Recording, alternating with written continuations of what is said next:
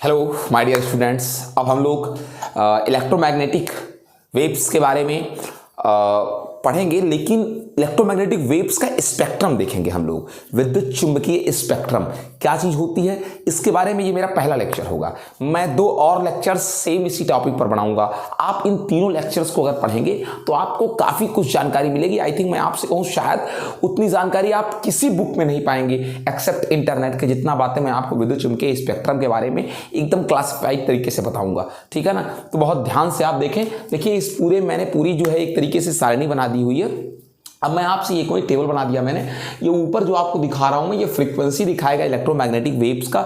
जितने टाइप्स की electromagnetic waves होती हैं, कितने टाइप्स की होती हैं, सब मैं आपको डिटेल में बताऊंगा। 7 तरीके की इलेक्ट्रोमैग्नेटिक वेव्स होती हैं, कौन किसको खोजा, इन सब चीज़ों को, ठीक है ना।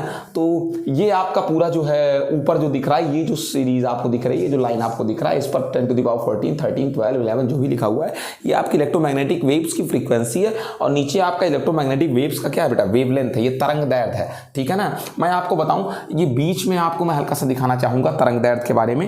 ये दृश्य प्रकाश की तरंग दैर्ध्य है, दृश्य प्रकाश की तरंग दैर्ध्य, जिसको आप विबग्योर कहते हो। आपको विबग्योर के बारे में पता भी है। इसकी तरंग दैर्ध्य को मैंने फिर से एक बार क्लासिफाई किया है। इसकी तरंग दैर्ध्य को, ये इतना जितना मैंने आपको दिखाया, इसको मैंने ऊपर दिखाया है आपको। आप जरा सा ऊपर जाएं, यहाँ से दृश्य प्रकाश के लिए ये, इसको मैंने अलग से क्लासिफाई किया है। मैं आपको पूरा समझाऊंगा, पूरा बताऊंगा कैसे क्या, कहाँ पर कैसे बनना है। ओके, लेट्स सी बेटा इन डिटेल। मेरा चेहरा आपको नहीं दिखेगा, मैं आपको बैठ कर शीट को समझाऊंगा, ठीक है ना। लेकिन आप मेरी बात को बहुत केयरफुली सुनेंगे। Let's now start that. सबसे पहले हम लोग पढ़ेंगे विद्युत चुंबकीय स्पेक्ट्रम के बारे में। मैं जिसके बारे में बताऊंगा उसके बारे में यही लिखूंगा ऊपर। सबसे पहले हम लोग पढ़ेंगे विद्युत चुंबकीय स्पेक्ट्रम क्या चीज़ है, ठीक है ना। सबसे पहले हम लोग इसको पढ़ेंगे, क्या है विद्युत चुंबकीय स्पेक्ट्रम, जिसके बारे में भी पढ़ेंगे हम, उसको यहाँ पर लिख दिया करेंगे। ओके, सो नाउ स्टार्ट करते हैं बेटा विद्युत चुंबकीय स्पेक्ट्रम के बारे में चर्चा। क्या कहते हैं बेटा विद्युत चुंबकीय स्पेक्ट्रम के बारे में। मैं आपको बताऊं कि जिस समय मैक्सवेल ने इलेक्ट्रोमैग्नेटिक वेव्स के बारे में अपना सिद्धांत प्रस्तुत किया, उस समय केवल एकमात्र हम लोग उस चीज़ से परिचित थे कि केवल दृश्य प्रकाश जो है, जिनको हम देखते हैं, जिनको हम विबग्योर कहा करते हैं बेटा, मात्र वही विद्युत चुंबकीय तरंगों के बारे में ज्ञात थी। यानी इस पूरे सीरीज में जिसका स्थान मैं आपको दिखाऊं तो ये है बेटा, केवल इसके बारे में ही शुरुआती तौर पर इलेक्ट्रोमैग्नेटिक वेव्स के बारे में हमको जानकारी जब थी, तो इतना ही हमको पता था कि यही इतनी हमारी विद्युत चुंबकीय तरंगे हैं। ये दृश्य प्रकाश, विबग्योर, जो हम आमतौर पर कलरफुल लाइट देखते हैं, ठीक है ना। मैं आपको बताऊं पराबैंगनी और अवरक्त तरंगों का जो अस्तित्व है, मैं आपको बताऊं बहुत बाद में आया है ये चीज़, बहुत ही मुश्किल से इसके बारे में पता लगा। पराबैंगनी और कौन बेटा, अवरक्त के बारे में। पराबैंगनी ये देखिए बेटा आपकी, ये है पराबैंगनी, और अवरक्त जो है आपकी वो आपको मिल जाएगी, कहाँ पर मिलेगी अवरक्त, ये किरणें। इनके बारे में हम बहुत मुश्किल से ही जान पाए हैं। आइए अब आगे हम चलते हैं। दृश्य प्रकाश तरंगे, एक्स किरणें, गामा किरणें, और अब तो 19वीं शताब्दी के अंत तक, यानी कब तक, 1890, 1892, 1895 के आसपास मैं आपको बताऊं, एक्स किरणें और गामा किरणें भी खोज ली गई। एक्स किरणें, गामा किरणें आपको इसमें मिल जाएंगी। देखिए ये एक्स रेज हैं, ये गामा रेज हैं, ये दोनों भी खोज ली गई 19th सेंचुरी की लास्ट तक बेटा। और मैं आपको उसके बाद बताता हूं कि आज की डेट में हमारे पास दृश्य प्रकाश तरंगे, एक्स तरंगे, गामा रेज, रेडियो तरंगे आपको दिखाऊं। ये देखिए बेटा रेडियो वेव्स जो हैं आपकी, उसके बाद इन रेडियो वेव्स में हमारी कई सारे हैं, जैसे लघु रेडियो, ठीक है ना, सूक्ष्म रेडियो, तमाम तरीके के हम लोग के पास आजकल वेव्स हैं। तो हम आपसे क्या कहते हैं कि आज की डेट में हमारे पास दृश्य प्रकाश तरंगे विद्युत चुंबकीय तरंगों के रूप में हैं, एक्स रेज हमारे पास हैं, गामा रेज हमारे पास हैं, रेडियो तरंगे भी सूक्ष्म रूप से, सूक्ष्म तरंगे जो रेडियो तरंगों के अलावा सूक्ष्म तरंगे खोज ली गई हैं, ठीक है ना। पराबैंगनी और अवरक्त किरणें, इनको मिला करके हमारे पास कुल 7 प्रकार की रेडियो तरंगे हैं। एक बार मैं आपको फिर से बताता हूं बेटा रेडियो तरंगों के नाम कौन कौन है, कौन कौन, दृश्य प्रकाश तरंगे, x rays, gamma rays, radio waves, सूक्ष्म वेव्स, माइक्रोवेव्स इनको आप कहते हैं, पराबैंगनी प्रकाश और अवरक्त प्रकाश या पराबैंगनी तरंगे, अवरक्त तरंगे, इतने तरीके की हमारे पास विद्युत चुंबकीय तरंगे हैं। मैं आपको बताऊं स्पेक्ट्रम क्या चीज होता है, ध्यान से सुनेगा आप मेरी बात को। क्या है स्पेक्ट्रम, तो स्पेक्ट्रम के बारे में बात करें हम आपसे तो ये कहते हैं बेटा कि तरंगों को आवृत्ति के क्रम में जो वर्गीकरण किया जाता है अथवा तरंगदैर्घ्य के क्रम में जो वर्गीकरण है, मतलब आवृत्ति के बढ़ते क्रम में, तरंगदैर्घ्य के घटते क्रम में, इस तरीके से जो वर्गीकरण है। यहां देखिए मैंने आवृत्ति के बढ़ते क्रम में 10⁻1, 10⁻2, 10⁻3, 10⁻4, 10⁻5, 10⁻6, 10⁻7, 10⁻8, 10⁻9 आवृत्ति के बढ़ते क्रम में, या फिर अगर आप यहां देखें तो तरंगदैर्घ्य के घटने क्रम में 10⁻7, 10⁻6, 10⁻5, 10⁻4, 10⁻3, 10⁻2, 10⁻1, 1, मतलब इस तरीके से, ठीक है ना, इस तरीके से तरंगदैर्घ्य के चाहे घटते क्रम में या फिर तरंगदैर्घ्य के ही बढ़ते क्रम में या फिर आवृत्ति के घटते क्रम में या आवृत्ति के बढ़ते क्रम में, यानी कि तरंगदैर्घ्य अथवा आवृत्ति को आधार बना करके एक बढ़ते क्रम अथवा घटते क्रम यानी एक ऑर्डर में जो हम क्लासिफिकेशन करते हैं, इसी को हम क्या कहते हैं बेटा, स्पेक्ट्रम कहते हैं। मैं आपको बता दूं कि इसमें किन्हीं भी दो तरंगों में कोई स्पष्ट विभाजन नहीं है। जैसे ऐसा नहीं है कि जो दीर्घ रेडियो तरंगे हैं, ठीक है ना, और जो हमारी एम्पलीट्यूड मॉड्यूलेटेड रेडियो वेव्स है बेटा, ऐसा नहीं है कि जो हमारी दीर्घ रेडियो तरंगे हैं और एम्पलीट्यूड मॉड्यूलेटेड रेडियो वेव्स जो हैं इनके बीच बिल्कुल एग्जैक्ट 10⁻6 पर ही क्लासिफिकेशन हो गया है। इसके पहले कोई AM वेव्स नहीं थी, इसके बाद कोई दीर्घ रेडियो मतलब 10⁻6 फ्रीक्वेंसी के बाद कोई दीर्घ रेडियो तरंगे नहीं है। ऐसा एग्जैक्ट जो है कोई विभाजन नहीं है। कोई दो वेव, जैसे क्या चीज, यहां देखिए ये दृश्य प्रकाश है, तो दृश्य प्रकाश देख लीजिए 14 और 15 10⁻14 10⁻15 के बीच में है, लेकिन कोई एग्जैक्ट नहीं पता है कि कितने के बाद से आपको दृश्य प्रकाश मिल जाएगा। एग्जैक्ट मतलब एकदम पॉइंट टू पॉइंट ऐसा नहीं है, ठीक है ना। हम आपसे कहें एक आम आदमी के पास 10 लाख रुपए होते हैं, 10 लाख मतलब 9.5 लाख भी हो सकता है, 9 लाख जो है 95,000 भी हो सकता है, 9,99,000 भी हो सकता है। इस तरीके से किन्हीं दो वेव्स के बीच कोई क्लियर डिवीजन नहीं है बेटा कि यहां तक ये वेव थी, इसके बाद ये वेव्स हैं, ठीक है ना। उसके बाद हम आपसे एक चीज और कहेंगे कि वर्गीकरण मोटे तौर पर केवल इस बात पर आधारित है कि तरंगे कैसे उत्पन्न होती हैं अथवा कैसे डिटेक्ट की जाएंगी। यानी कि इलेक्ट्रोमैग्नेटिक वेव्स 7 प्रकार की हैं, 7 टाइप्स की हमारे पास इलेक्ट्रोमैग्नेटिक वेव्स हैं 7 टाइप्स की, लेकिन इन 7 टाइप्स की इलेक्ट्रोमैग्नेटिक वेव्स जो होती हैं इनमें क्या बोलते हैं, तरंगदैर्घ्य और आवृत्ति के आधार पर आप क्लासिफिकेशन नहीं कर सकते बिल्कुल कि एकदम यहां तक की तरंगदैर्घ्य को ये वेव कहते हैं, यहां तक की तरंगदैर्घ्य को ये वेव कहते हैं, ऐसा नहीं है, ठीक है ना। इनमें इतना ज्यादा जो है क्या बोलते हैं एग्जैक्ट क्लासिफिकेशन नहीं है, लेकिन इनकी उत्पत्ति के स्रोत और इनकी उपयोगिता, इनके अन्य भौतिक गुण इत्यादि के आधार पर इनका क्लासिफिकेशन किया जा सकता है। इन इलेक्ट्रोमैग्नेटिक किसका बेटा, वेव्स का, ठीक है ना। इनको कैसे संसूचित करते हैं, इस प्रकार से। अब हम आपको दिखाते हैं, हमने देखिए जो ऊपर जो सीरीज बनाई हुई जो आप बोर्ड पर देख पा रहे हैं बेटा, हमने इसमें विद्युत चुंबकीय तरंगों को कैसे डिक्लेयर किया है। आप देखें हमने इनमें इनको तरंगदैर्घ्य के घटते क्रम में यहाँ 7 से लेकर के 10⁻7 से लेकर के बेटा 10⁻−15 मीटर तक, ठीक है ना, हमने इनको किस क्रम में रखा है, घटते हुए क्रम में। ये जो आपको आवृत्ति दिखाई गई है ना बेटा, ये हर्ट्ज में दिखाई गई है HZ, और ये जो तरंगदैर्घ्य दिखाया गया है ये मीटर में दिखाया गया है, ठीक है ना, जो मैंने आपको सामने दिखाया हुआ है। अब हम लोग आगे बढ़ते हैं और एक एक करके इन सब के गुण पढ़ते हैं, एक एक करके इन सब के हम लोग क्या पढ़ते हैं, गुण पढ़ते हैं। तो आइए सबसे पहले हम गुण पढ़ते हैं बेटा किसका, सबसे पहले हम लोग गुण पढ़ेंगे रेडियो तरंगों का। अगर रेडियो तरंगों के गुण के बारे में चर्चा करते हैं, सबसे पहले रेडियो तरंगे के बारे में, इन रेडियो तरंगों के बारे में जो इसमें दीर्घ रेडियो तरंगे हैं, लघु रेडियो तरंगे हैं, तमाम सारी जो तरंगे हैं, माइक्रो या सूक्ष्म तरंगे हैं, हम आपको सबके बारे में बताते हैं एक एक करके। तो सबसे पहले हम लोग चलते हैं किस पर बेटा, सबसे पहले चलते हैं हम लोग लघु तरंगों पर, लघु नहीं, किस पर, रेडियो तरंगों पर। आप बोर्ड पर देखें रेडियो तरंगों पर, ठीक है ना। तो रेडियो तरंगों की बात करें तो ये रेडियो तरंगें उत्पन्न कैसे होती हैं, ये आपका पहला लेक्चर है। इसके बाद आपको दूसरा लेक्चर इसी टॉपिक पर मिलेगा, उसमें और ज़्यादा डिटेल्ड बताऊंगा मैं। तो रेडियो तरंगे आमतौर पर जो चालक तारे होती हैं उसमें आवेशों को त्वरित करा करके आवेशों की त्वरित गति से उत्पन्न कराया जाता है, ठीक है ना। रेडियो तरंगे यानी इनका सोर्स क्या हुआ कि तारों में आवेशों को त्वरित गति करा करके उत्पन्न करते हैं, ठीक है ना। और इनका उपयोग रेडियो और दूरदर्शन की संचार प्रणाली में किया जाता है। जो हम लोग रेडियो, टेलीविजन इन सबको देखते हैं, इनमें जो वेव्स यूज होती हैं, जैसे क्या हुआ कहीं पर किसी का लेक्चर चल रहा है तो उनकी जो लेक्चर है वो हमारी टीवी तक कैसे पहुंचेगी, तो उनके लेक्चर्स को हम लोग रेडियो वेव्स में कन्वर्ट करके तब अपने टीवी तक पहुंचा लेते हैं, ठीक है ना।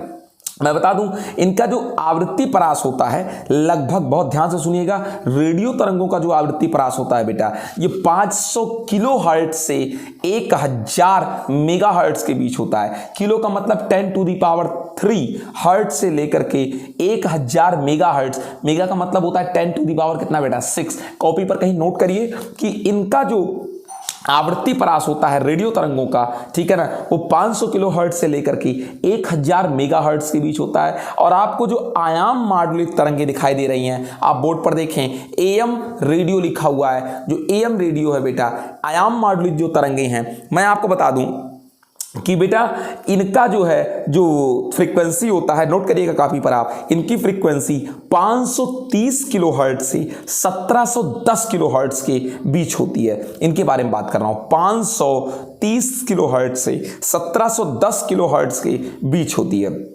उसके बाद अगर इससे उच्च हम इस समय बात कर रहे हैं किसके बारे में बेटा, रेडियो तरंगों के बारे में। इससे उच्च जो तरंगे हैं, मैं आपको बता दूं, इससे उच्च आवृत्ति की, मतलब कहने का मतलब यह है कि इससे उच्चतर, मतलब क्या कि इससे उच्चतर का मतलब होता है लघु तरंग बैंड। लघु तरंग जैसे लिखिए हुआ, देखिए बोर्ड पर लिखा हुआ है लघु रेडियो तरंगे, आप बोर्ड पर देख पा रहे होंगे, लघु रेडियो तरंगे, ठीक है। आप देखें, ये जो लघु रेडियो तरंगे होती है बेटा, इनकी जो आवृत्ति होती है, इनकी आवृत्ति अब तक आपको जो बताया, ठीक है ना, लगभग 54 मेगाहर्ट्ज, कितने मेगाहर्ट्ज, 54 मेगाहर्ट्ज तक की आवृत्ति जो होती है वो लघु तरंग बैंड में उपयोग की जाती है, लघु तरंग बैंडों में उपयोग की जाती है। मैं आपको बता दूं, टीवी तरंगे जो होती हैं, इनका परास 54 मेगाहर्ट्ज से 890 मेगाहर्ट्ज के बीच होता है। जो लघु तरंगे होती हैं 54 मेगाहर्ट्ज से इनकी फ्रीक्वेंसी लेकर के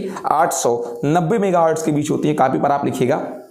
और मैं आपको बता दूं, आयाम आवृत्ति मॉड्यूलित जो तरंगे होती हैं, आवृत्ति मॉड्यूलित, फ्रीक्वेंसी मॉड्यूलेटेड रेडियो बैंड, ठीक है ना, रेडियो बैंड, ठीक है, वो 88 मेगाहर्ट्ज से 108 मेगाहर्ट्ज के बीच काम करती हैं। 88 मेगाहर्ट्ज से 108 मेगाहर्ट्ज, कहते नहीं है हम 101.9 एफएम बैंड के मेगाहर्ट्ज से जो है यहाँ से बोल रहे हैं, वहाँ से बोल रहे हैं, अगर आप कभी सुने होंगे तो 88 मेगाहर्ट्ज से 108 मेगाहर्ट्ज के बीच होती हैं। सेलुलर फोन, जैसे जो हम लोग घरों में फोन यूज करते हैं, वही हमारा सेलुलर फोन है, ठीक है ना। मैं आपको बताऊं, इसमें बहुत उच्च आवृत्ति, अल्ट्रा हाई फ्रीक्वेंसी की जो है आवृत्ति को यूज करते हैं, और इसका प्रयोग करके ध्वनि संदेशों को, केवल फोन से ध्वनि संदेशों को इतनी आवृत्ति से, ठीक है ना, क्या करते हैं, बहुत उच्च आवृत्ति, अल्ट्रा हाई फ्रीक्वेंसी, सबसे अधिक फ्रीक्वेंसी से एक स्थान से दूसरे स्थान तक हम ध्वनि संदेशों को क्या कर देते हैं, भेज देते हैं, ठीक है ना। अब काफी डिटेल में अगर आपको पढ़ना है तो हम लोग एक चैप्टर कम्युनिकेशन सिस्टम है, उसके बारे में वहां ज्यादा डिटेल से पढ़ेंगे। अब हम लोग चर्चा करेंगे। देखिए आपको बता दूं, रेडियो तरंगों तक आप लोगों ने लघु तरंगों तक पढ़ ली, और यहां तक जो आपकी तरंगे हैं बेटा, यहां तक जो है आपकी लघु तरंगे, वो आपके आ जाती है रेडियो तरंगों में। अब हम लोग चल रहे हैं पढ़ने किसको बेटा, माइक्रो तरंगों को, ठीक है ना। अब हम लोग चल रहे हैं पढ़ने बेटा किसको, सूक्ष्म तरंगों को। आइए सूक्ष्म तरंगों के बारे में देखते हैं। सूक्ष्म तरंगों के बारे में ध्यान दीजिएगा, सूक्ष्म तरंगे। आइए अब आपको बताते हैं बेटा सूक्ष्म तरंगे क्या चीज है। आप बिल्कुल कॉपी किताब लेकर बैठे, हेडिंग डालें ऐसे और सारी चीजों को लिखें। देखें सूक्ष्म तरंगों के बारे में अगर आपसे चर्चा करें तो बताएं बेटा, जो सूक्ष्म तरंगे हैं, ठीक है ना, सूक्ष्म तरंगे की जो आवृत्ति है वो गीगाहर्ट्ज के परास में होती है। किसके परास में होती है बेटा, गीगाहर्ट्ज के परास में होती है। किसके परास में, गीगाहर्ट्ज के परास में होती है। और ये कैसे उत्पन्न की जाती हैं, ये विशेष प्रकार की निर्वात नलिका, वैक्यूम ट्यूब्स, जैसे मैं आपको कुछ वैक्यूम ट्यूब्स का नाम बता रहा हूं, क्लाइस्ट्रॉन, मैग्नेट्रॉन या फिर गन डायोड, ये सब बेटा क्या है, वैक्यूम ट्यूब्स हैं। इनमें ही इन माइक्रोवेव्स को क्या कराते हैं, उत्पन्न कराते हैं। मैं क्लाइस्ट्रॉन और जो है मैग्नेट्रॉन और गन डायोड के बारे में आपको बताऊंगा, लेकिन आप इसका लेक्चर नंबर 2 देखिएगा, किसका, विद्युत चुम्बकीय स्पेक्ट्रम का, उसमें ज्यादा डिटेल में बताऊंगा। ये मैं आपको सिंपली बता रहा हूं जस्ट लाइक बूस्टर बैच की तरीके, ठीक है ना। तो ये निर्वात नलिकाओं में उत्पन्न की जाती हैं सूक्ष्म तरंगें। मैं आपको बताऊं कि अपने लघु तरंग दैर्घ्य के कारण ये विमान संचालन में यूज की जाती हैं रडार प्रणाली में। रडार क्या चीज है मैं आपको इसको बताऊंगा जरूर, रडार क्या चीज है, लेकिन सेकंड वाले लेक्चर में। अभी आप सिर्फ इतना जान लें कि ये जो माइक्रोवेव्स हैं ये रडार सिस्टम में भी यूज होती है बेटा।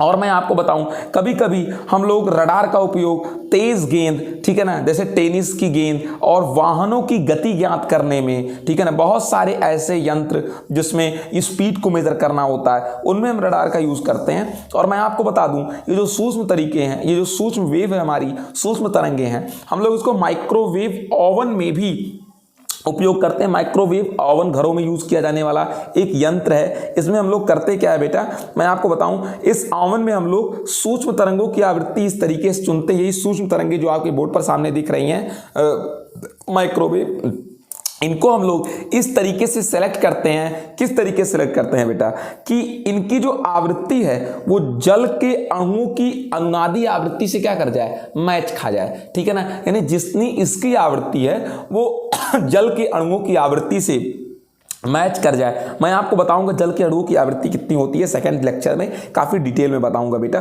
ठीक है ना। इस तरीके से जल के इनकी आवृत्ति चुनी जाती है माइक्रो ओवन में। किसकी आवृत्ति, इन माइक्रो तरंगों की, कि जल के अणुओं की आवृत्ति से मैच खा जाए। और इससे होता क्या चीज है, इससे जो तरंगे हैं उनकी ऊर्जा काफी ज्यादा प्रभावी हो जाती है। अनुनाद की स्थिति में अगर दो लोगों की तरंगों की आवृत्ति मैच कर गई तो नेट जो प्रभाव होता है तरंग का वो काफी बढ़ जाता है, ठीक है ना। और ये बढ़ा हुआ प्रभाव जो है वो जल के अणुओं की गतिज ऊर्जा को क्या कर देता है, बढ़ा देता है। और जब जल के अणुओं की गतिज ऊर्जा बढ़ती है तो गतिज ऊर्जा बढ़ने से ताप बढ़ जाता है, ठीक है ना। और ताप बढ़ जाने से होता क्या है, जल अपनी ऊष्मा को अपने अगल बगल खाद्य पदार्थ से, इसका सिद्धांत यही है। मैं आपको जरा बताता हूं कैसे ये पूरा काम होता है। ये सूक्ष्म तरंगे किस तरीके से माइक्रो ओवन में यूज करके, ठीक है ना, कैसे माइक्रोवेव ओवन में यूज करके घरेलू उपयोग में आ जाती है, कैसे मैं आपको जरा समझाने की कोशिश करता हूं।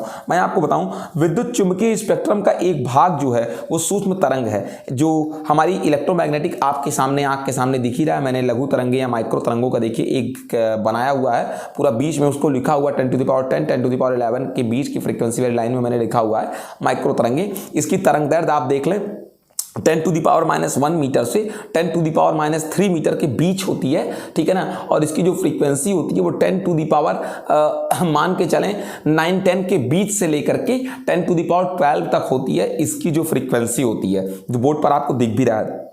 मैं आपको बताऊं यही सूक्ष्म तरंग है। और इन तरंगों की आवृत्ति जो होती है बेटा, मैं आपको बताऊं इन तरंगों की आवृत्ति जो होती है और जो ऊर्जा होती है वो दृश्य प्रकाश से कम, ठीक है ना। आप देख लें इनकी आवृत्ति और ऊर्जा दृश्य प्रकाश से कम है। आप देख लें दृश्य प्रकाश की जो आवृत्ति पड़ रही है, जरा बोर्ड पर देखें आप, 10 to the power 14 और 15 के कहां पड़ रही है, बीच में। यहां देखें दृश्य प्रकाश जो है बेटा ये 10 to the power 14 और 15 की कहां पड़ती है, बीच में। लेकिन जो माइक्रो तरंगे हैं बेटा, इन माइक्रो तरंगों की जो आवृत्ति है आप देख लें 10 to the power 9 के बाद यहां से लगभग यहां तक है, ये दृश्य प्रकाश से कम है। और तरंग दैर्घ्य जो है वो दृश्य प्रकाश से ज्यादा है। आप देख लें दृश्य प्रकाश का तरंग दैर्घ्य यहां से यहां तक के बीच है, यानी -5 -6 के बीच से -6 -7 के बीच तक है। लेकिन इनकी जो तरंग दैर्घ्य है, किसकी, माइक्रो तरंगों की जो तरंग दैर्घ्य है, आप अगर एक बार गौर करेंगे बेटा माइक्रो तरंगों की तरंग दैर्घ्य को, तो ये देख लें ये -10 to the power -1 से 10 to the power -3, यानी इससे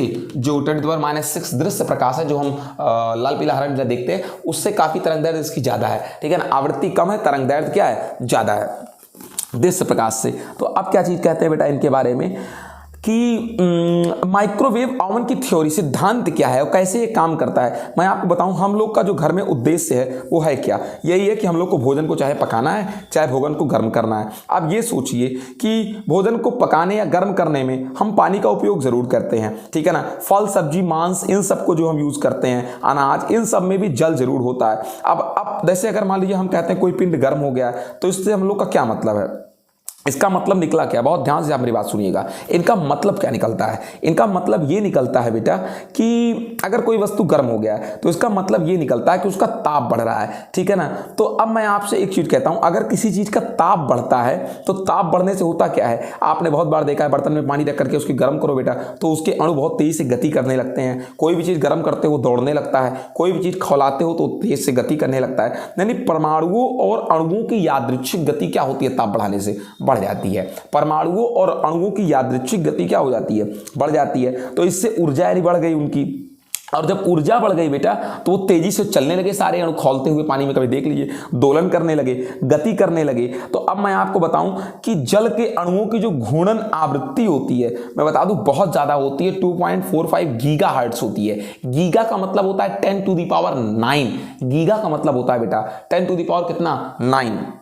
यानी कि मैं आपको बताऊं ये जल के अणुओं की घूर्णन की आवृत्ति है, घूमने की आवृत्ति है, अपने अक्ष पर क्या करने की, घूमने की, वो लगभग 2.45 गीगाहर्ट्ज है। अब जल की जो आवृत्ति है, इतनी ही आवृत्ति की जल की यानी मैंने आपसे क्या कहा कि इनकी आवृत्ति कितनी होती है, जल के अणुओं की घूर्णन आवृत्ति कितनी होती है, 10⁻, कितना बेटा, 9 गीगाहर्ट्ज की कोटि की होती है। और आप अपनी आंख से देखें माइक्रो जो तरंगे हैं उनकी भी आवृत्ति 10⁹, 10 के बीच से लेकर के 10⁻ कहां तक है, 12 तक। अपनी आंख से देखें आवृत्ति आपको लगभग मैच करेगी, 10⁻, 10 के बीच से माइक्रो तरंगे देखें ऊपर की लाइन में आवृत्ति 10⁻, 10 से लेकर के कहां तक है बेटा, 9, 10 के बीच से लेकर के 10⁻12 तक है। और इतनी आवृत्ति लगभग जल के अणुओं की किसकी है बेटा, घूर्णन की है। अगर दोनों की आवृत्ति मिल जा रही है तो मैं आपको बताऊं मिलते ही होगा क्या, आप ध्यान से सुनिएगा, जो जल के अणु होंगे वो इन सूक्ष्म तरंगों को अवशोषित कर लेंगे।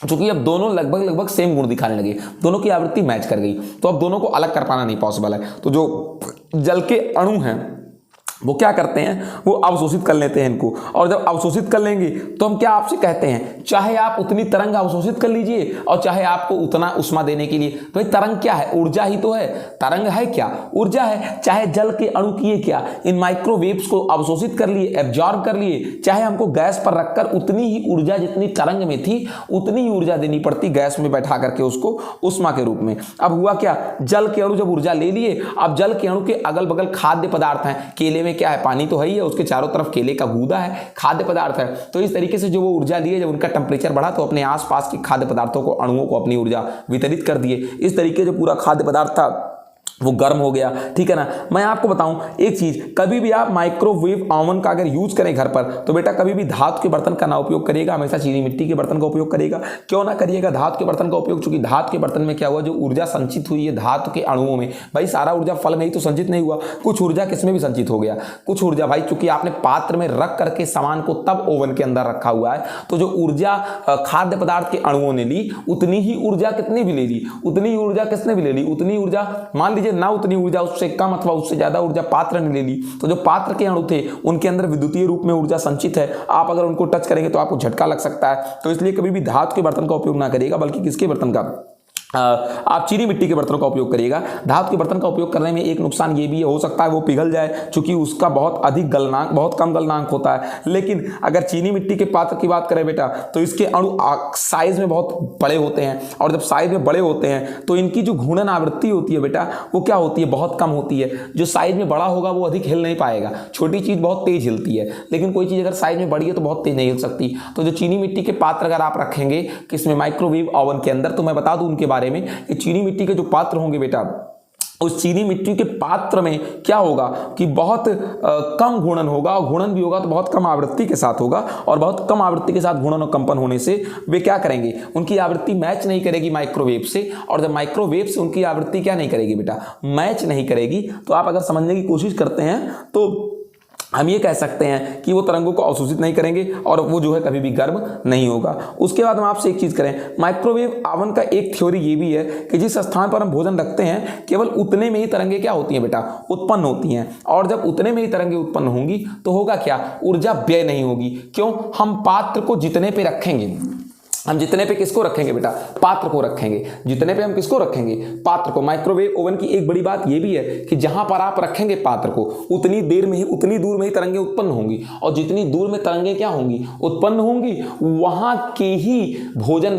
का टेम्परेचर बढ़ेगा वहां का ये भोजन क्या होगा, गर्म होगा। अगल बगल ऊर्जा व्यय नहीं होगी, तो चाहे तरंग व्यय करो चाहे उष्मा व्यय करो। देखिए अब कढ़ाई में आप खाना बनाओगे तो कढ़ाई में ऊर्जा थोड़ी अगल बगल निकल जाएगी, क्यों, क्योंकि कढ़ाई में बीचों बीच में तुम पूरी डालोगे और जो कढ़ाई गर्म होगी तो कढ़ाई तो पूरा भाग गर्म हो जाएगा, तो अगल बगल वाली जो कढ़ाई का टेम्परेचर है वो तो क्या हो जा रहा है, विकृत हो जा रहा है इधर उधर। लेकिन माइक्रोवेव ओवन में ऐसा नहीं, माइक्रोवेव ओवन केवल उतनी ही सतह पे तरंगे उत्पन्न करेगा जहां पर आप पात्र को रखेंगे, उतने के ही नीचे तरंगे उत्पन्न करेगा। जब उतने के ही नीचे वो तरंगे उत्पन्न करेगा बेटा तो होगा क्या चीज कि आपकी उन तरंगों से केवल उतने दूरी में रखे हुए भोज्य पदार्थ ही गर्म होंगे, अन्य कोई चीज गर्म नहीं होगी। ये बेटा पूरी चर्चा हो गई किसकी, माइक्रोवेव ओवन की। अब हम लोग बात करते हैं बेटा अवरक्त तरंगों की। अवरक्त तरंगों की अगर हम बात करते हैं, देखिए आप क्या कहते हैं अवरक्त तरंगों के बारे में।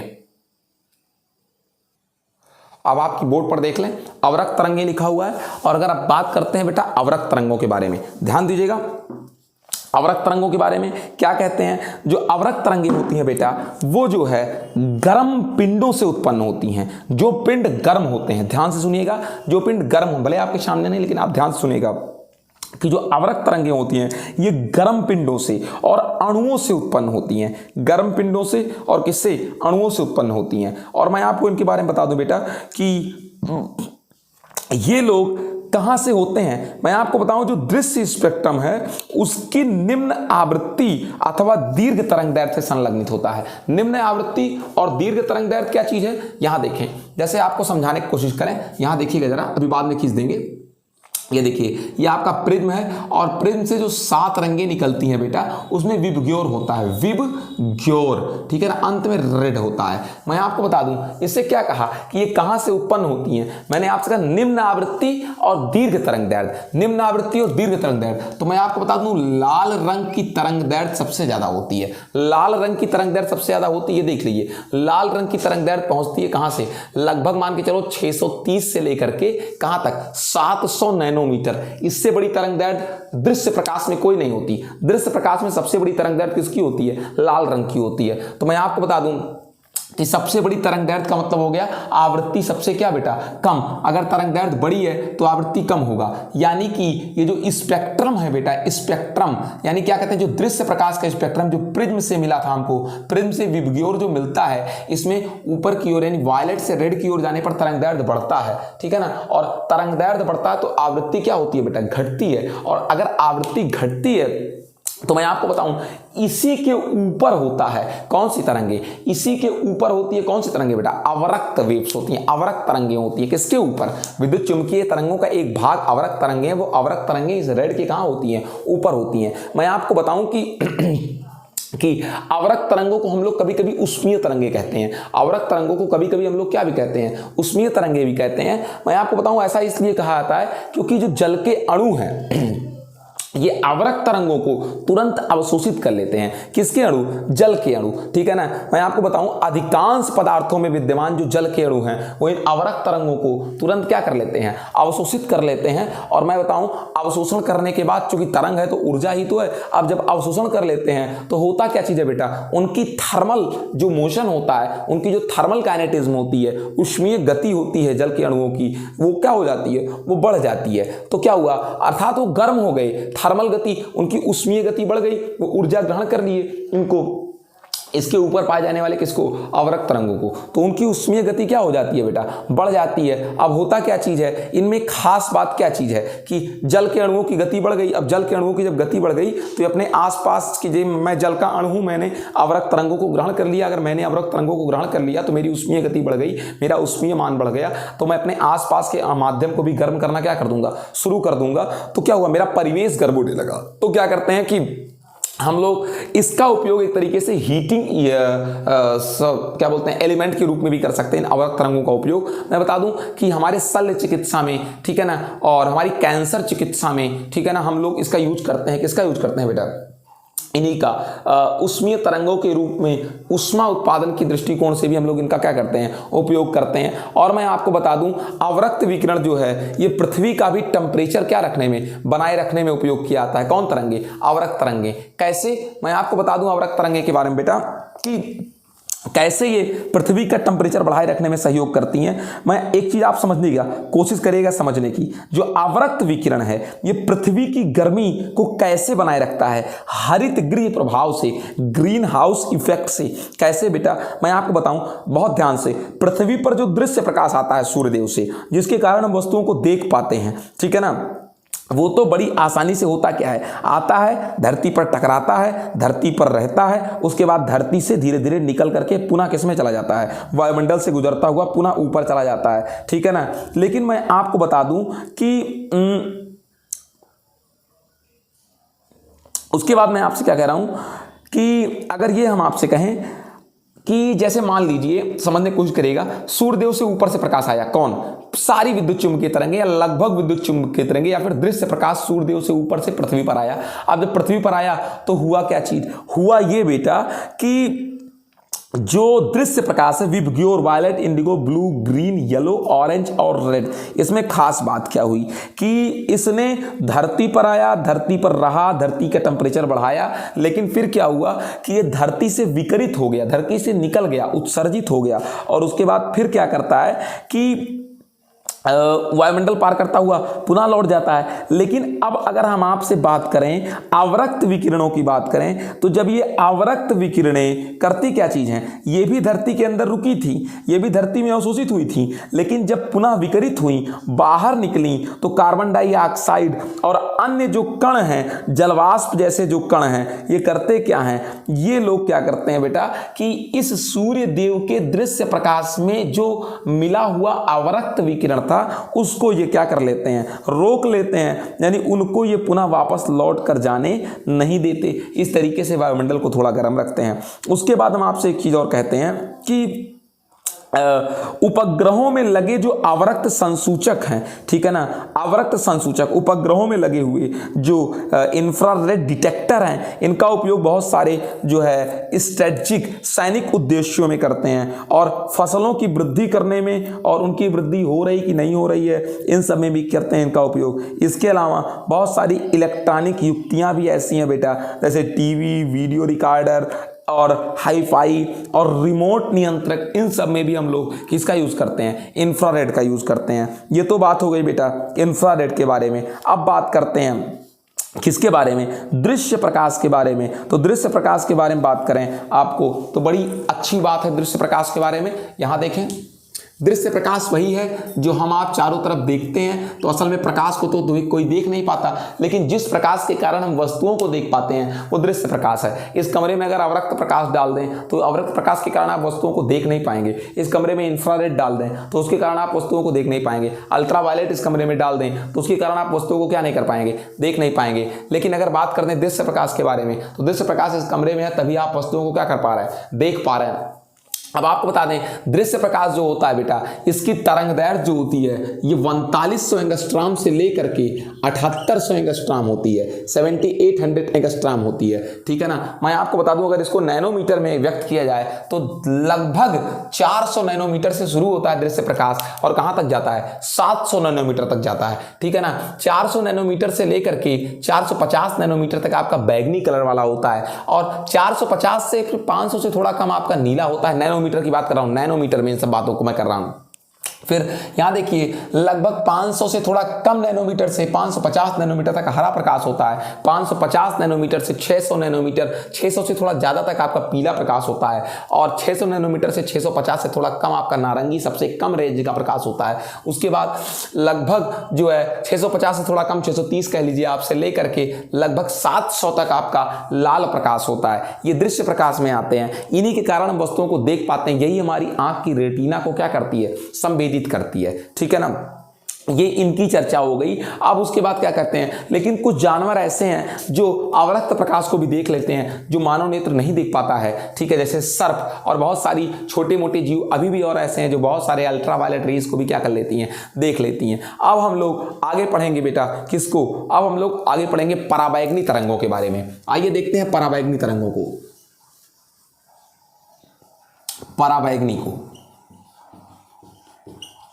ये भी बेटा एक प्रकार है विद्युत चुंबकीय किसका, तरंगों का। ये आपकी पराबैंगनी तरंगे हैं, ये देख लें यहां से, यहाँ से पराबैंगनी लेकर के लगभग 10⁻17 से थोड़ा कम तक है। ठीक है, आइए आप देखते हैं पराबैंगनी तरंगों के बारे में। पराबैंगनी तरंगें क्या हैं, मैं आपको बता दूं, इसमें 400 नैनोमीटर से लेकर के बेटा 6×10⁻10 मीटर तरंगदैर्घ्य परास की तरंगे हैं। ठीक है ना, 4×10⁻7 मीटर, यानी 4×10⁻, कितना मीटर बेटा, 7 मीटर से, यानी 400 नैनोमीटर से 6×10⁻10 मीटर, 6×10⁻, कितना मीटर, 10 मीटर। ठीक है ना, आप इनकी तरंगदैर्घ्य है, यानी क्या कहा मैंने, 4×10⁻7 से 6×10⁻, कितना, 10, यानी यहां से आप लगभग देख लें, मैंने कहा ना, ये देखिए, ये देखिए, यहां से लेकर के लगभग -10 तक चला जा रहा है, -10 तक। किसकी बात कर रहा हूं, पराबैंगनी की।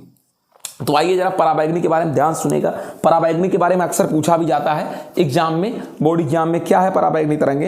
इसमें लगभग 4×10⁻7 मीटर से, ठीक है ना, 6×10⁻10 मीटर, कहीं कॉपी पर लिख लीजिएगा, इतने परास की विद्युत चुम्बकीय तरंगे सम्मिलित हैं। एक बार फिर से सुन लीजिए आवृत्ति, 6×10⁻7 मीटर से 4×10⁻7 मीटर से 6×10⁻10 मीटर तरंगदैर्घ्य परास की तरंगे सम्मिलित होती हैं। ठीक है ना, मैं आपको और थोड़ी बातें इनके बारे में बता देता हूं। अगर नैनोमीटर में व्यक्त करें तो 400 नैनोमीटर से 400 नैनोमीटर से 0.6 नैनोमीटर तक की तरंगदैर्घ्य की परास की इसमें तरंगे होती हैं। ठीक है ना, मैं आपको बता दूं ये उत्पन्न कहां से होती हैं। पराबैंगनी विकिरण अल्ट्रावायलेट रेज जनरली बहुत विशेष प्रकार की लैंपों और बहुत ही ज्यादा गर्म पिंडों से, यद्यपि अवरक्त तरंगे भी गर्म पिंडों से उत्पन्न होती हैं, लेकिन जो आपकी पराबैंगनी है ये बहुत ज्यादा गर्म पिंडों से उत्पन्न होती है।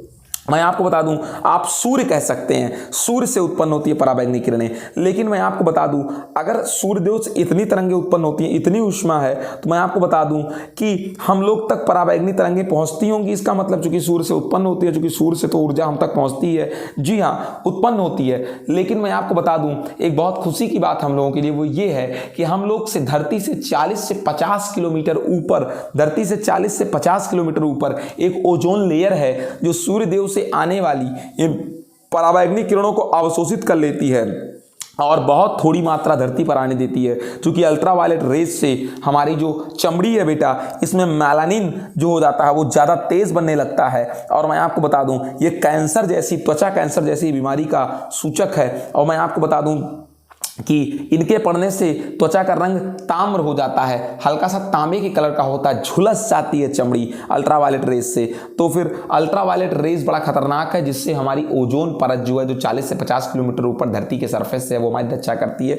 मैं आपको एक चीज़ और बता दूं इनके बारे में कि बेटा जो अल्ट्रावायलेट रेज होती हैं, जो कांच होता है, सामान्य कांच अल्ट्रावायलेट रेज को अवशोषित करके अन्य प्रकाश को छान करके हम लोगों तक पहुंचने देता है। ठीक है ना, घरों में खिड़कियां लगाते हैं, मान लो अगर, तो सूर्यदेव का प्रकाश आता है, अगर आप कांच की खिड़की लगाए हो तो सूर्यदेव के प्रकाश से वो उसको अलग कर देगी, किसको, अल्ट्रावायलेट रेज को, बाकी रेज को कहाँ आने देगी, अंदर आने देगी। तो ताम्रता से हम लोग को बचाएगी। उसको सनबर्न कहते हैं इंग्लिश में, जो जल जाती है चमड़ी, झुलस जाती है सूर्यदेव के प्रकाश से, उसको क्या कहते हैं बेटा, सनबर्न कहते हैं। ये तो बात रह गई सनबर्न की। अब जरा मैटर को कहाँ बढ़ाते हैं, आगे बढ़ाते हैं। देखिए बेटा इनके बारे में कि जो घरों में जो वेल्डिंग होती है, लोहे वोहे को जो वेल्डिंग करने आते हैं, मैं बताऊं, उससे जो चिंगारी निकलती है बेटा, उसमें भी टेम्परेचर बहुत ज़्यादा होता है, और बहुत ज़्यादा जो टेम्परेचर होता है उससे अल्ट्रावायलेट रेज निकलती हैं। मैं आपको बताऊं ये आंखों के लिए बहुत घातक हैं, इसीलिए वो लोग एक स्पेशल टाइप का क्या पहन लेते हैं, चश्मा पहन लेते हैं। ठीक है ना, या फिर एक अच्छा सा चेहरे पर मास्क लगा लेते हैं, मुखौटा लगा लेते हैं लंबा चौड़ा सा। मैं आपको बता दूँ इनकी तरंगदैर्घ्य बहुत कम होती है, पराबैंगनी प्रकाश की इनकी तरंगदैर्घ्य बहुत कम होती है, क्योंकि विबग्योर वायलेट से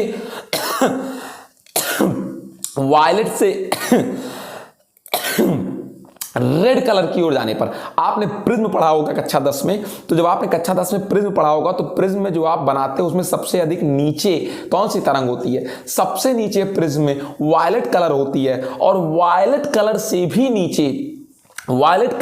नीचे जो तरंग होती है उसी का नाम क्या है बेटा, वायलेट कलर के नीचे जो तरंग होती है वही आपकी अल्ट्रावायलेट है। ठीक है ना, उसकी तरंगदैर्घ्य बहुत कम है, और तरंगदैर्घ्य कम होने के कारण इसका उपयोग नेत्र चिकित्सा में, आंख के ऑपरेशन में भी करते हैं। ठीक है ना, लैसिक नाम की LASIK इस नाम की एक तकनीक है, उसी तकनीक के माध्यम से करते हैं। लेजर असिस्टेड इंसिटू कीरेटोमेलिसिस जो है नाम का एक है सिस्टम, उससे करते हैं। LASIK LASIK laser assisted in situ, ठीक है, इसको बोलते हैं laser assisted in situ keratomileusis, ठीक है ना, नेत्र शल्यता में उपयोगी है ये। इसके अलावा मैं आपको बता दूं पानी को शुद्ध करने में भी, जल शोधक में भी अल्ट्रावायलेट रेज का उपयोग करते हैं सूक्ष्म जीवाणुओं को मारने में। मैं आपको बता दूं ओजोन परत जो होती है ये हमारी अल्ट्रावायलेट रेज से रक्षा करती है, लेकिन आजकल ओजोन परत एक बहुत ही खतरे से गुजर रही है। जैसे हम लोग फ्रेयान गैस ऐसी में और CFC तमाम सारी चीज़ें फ्रिज में यूज करते हैं, तो इससे ओजोन परत में एक छेद जैसी बात हो गई है।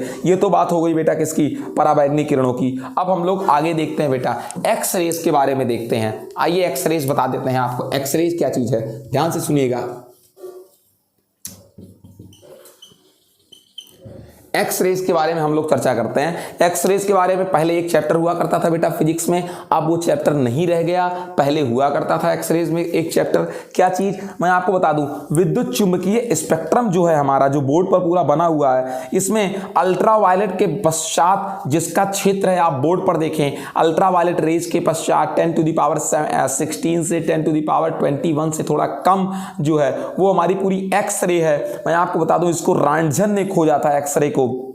और मैं आपको बताऊं इसकी जो तरंग दैर्घ्य होती है, आप नीचे देखें बोर्ड पर, नीचे देखें एक्स रेज की तरंग दैर्घ्य के बारे में। चले आइए, लगभग एक्स रेज की तरंग दैर्घ्य जो होती है वो 10⁻⁻8 से लेकर के ये कहां तक होती है बेटा, ये लगभग 10⁻13-12 तक होती है ये एक्सरेज और मीटर तक। और इनकी जो उत्पादन होती है, मैं बता दूं किसी भारी नाभिक पर या किसी भारी परमाणु पर, ठीक है ना, किसी धात्विय लक्ष्य पर इलेक्ट्रॉन को मार दीजिए तो होती है। और अधिक डिटेल में पढ़ने के लिए आप नेक्स्ट वीडियो में मेरे साथ बने रहेंगे। इसके नेक्स्ट लेक्चर में मैं बहुत डीप बताऊंगा आपको, बहुत ज़्यादा बातें कि वेव्स के बारे में।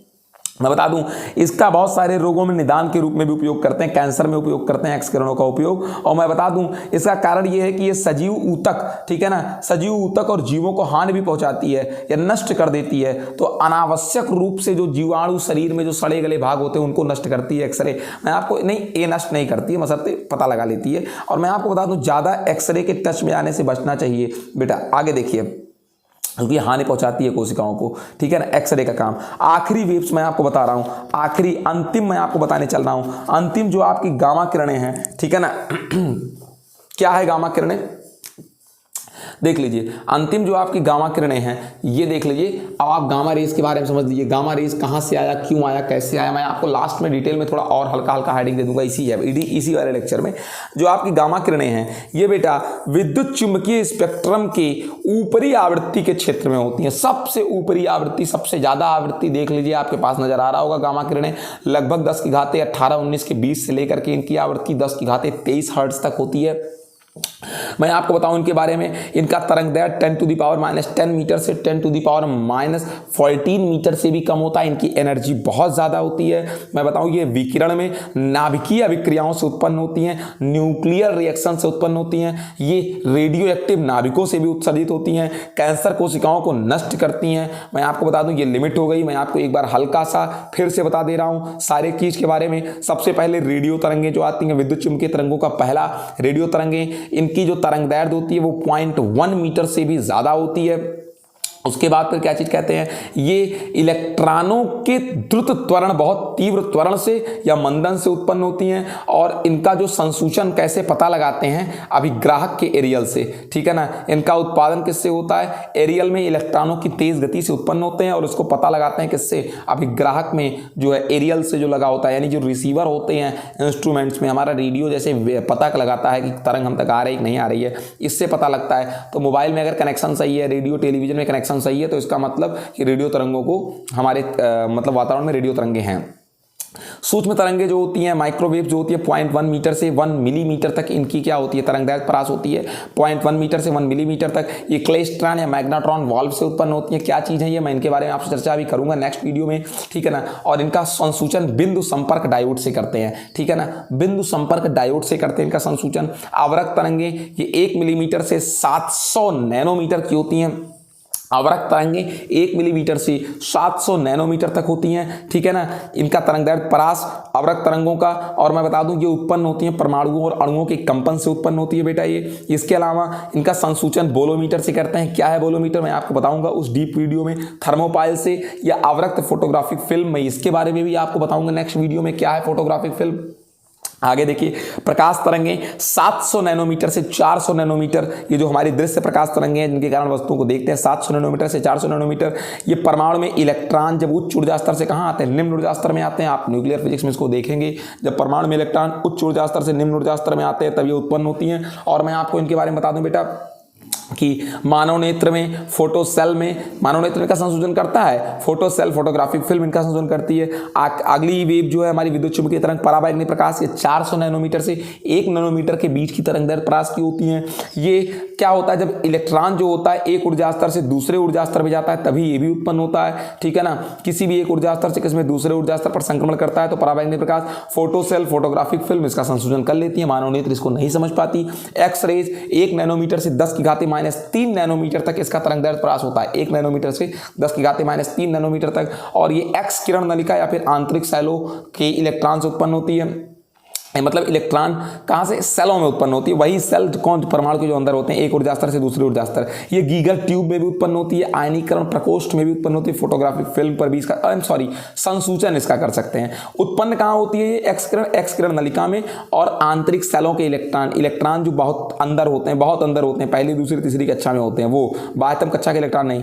और बता दूं इनका संसूचन कैसे करते हैं, फोटोग्राफिक फिल्म से, गीगर ट्यूब से, आयनीकरण प्रकोष्ठ से। आखिरी आपकी गामा किरण जो है वो 10⁻³ नैनोमीटर से ज़्यादा, ठीक है। गामा किरणें जो होती हैं इनकी जो तरंगदैर्घ्य होती है 10⁻³ नैनोमीटर से कम होती है, 10⁻³ नैनोमीटर से कम होती है। रेडियो एक्टिव क्षय से उत्पन्न होती है। और फोटोग्राफिक फिल्म, गीगर ट्यूब, आयनीकरण प्रकोष्ठ से इनका संसूचन किया जाता है। ये कुल मिलाकर के बेटा पूरी बातें हो गई किसके बारे में, ये पूरी बातें हो गई आपकी किसके बारे में, विद्युत चुम्बकीय तरंगों के बारे में। ये आपका पहला लेक्चर रहा बेटा विद्युत चुम्बकीय तरंगों के बारे में।